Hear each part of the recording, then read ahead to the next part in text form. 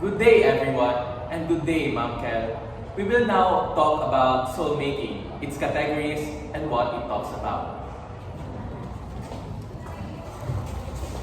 So today, we will be discussing about soul making and its four categories such as the crafting images, crafting stories, crafting instruments, and crafting movements.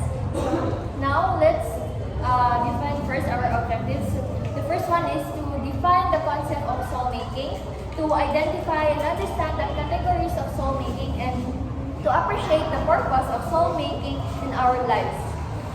And now let's dig in what is soul making. So soul making is a coined word for imaging or art making. It is an alternative venue for knowing oneself better, in a way to explore ourselves. And it involves crafting images, stories, and movements. It sees the actual process of making art and drawing out certain experiences. So, soul making is a process, or it's about creating works or artworks. It could be through dancing, images, drawing, and poetry, or anything that is artwork. So, and it sees the actual process of making an art. And that's all. Next, we'll be discussing the benefits of soul making. So, number one is connecting with people and culture. So, say pasabot ana. Ang imong pasabot ana is to connect with people. Ang artist kay maghimo siyang art, let's say through soul making, is that makakonect siya sa iyang interpretation other people based sa iyang gusto ipahiwatig sa view sa iyang art.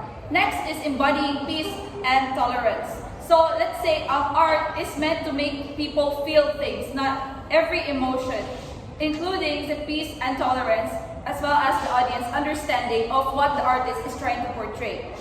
Next, emptying oneself and finding peace. So artists, of course, primary reason that they create art is not only to make people understand of kung saan ilahang gusto na ipa-showcase, not only just their talents, but para makasabot sila sa say na feels artist, and it's their way or in sa ilang tool para magpa-show sa ilang emotion or expressing themselves. Now, lastly, it says that it finds peace because of confirmation. But what exactly is this confirmation?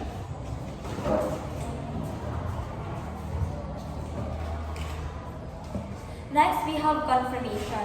So the confirmation, it is the process after an individual immerses themselves in the art activity and establishes a connection with the materials or concept. So in Bisaya pa, when we immerse into that art, maka-feel the connection, then after that, we can feel a satisfaction nga, okay, nakagats na ko ani nga art. So, murag maka-feel nimo nga, you have a very deep connection because of what you know on that specific art.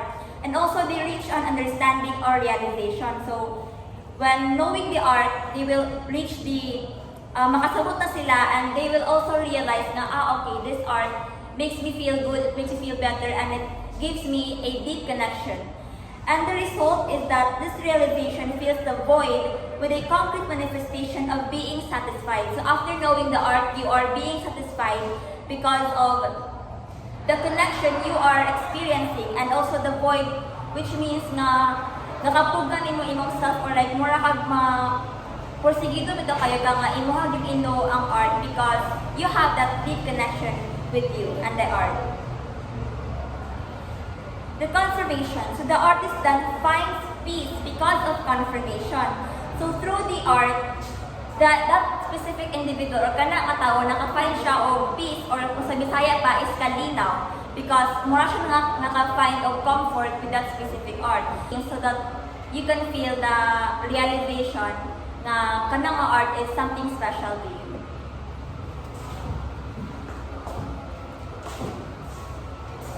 So let us now move on to the categories of soul making, which are crafting images, crafting stories, and crafting instruments, and crafting movements. First is crafting images. So this refers to representing an object or experience like painting, sculpting, drawing, and poetry. So So, kung yung nga crafting images, so more ta makaingon nga, ay drawing, ay painting, kaya di ba, maghimo man tawag image, pero dili na siya galimit liha.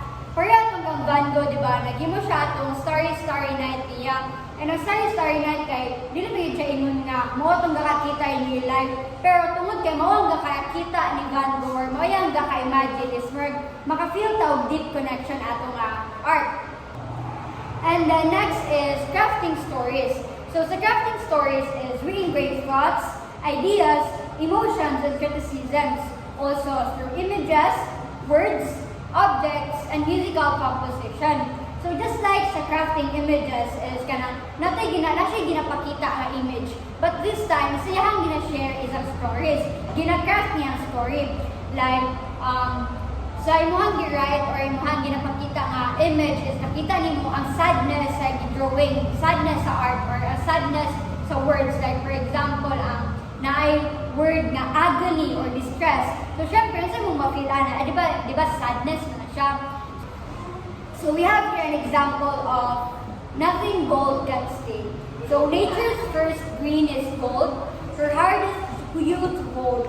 Her earliest leaves a flower, but only so an hour. Then leaf subsides the leaf, so Eden sank to grief.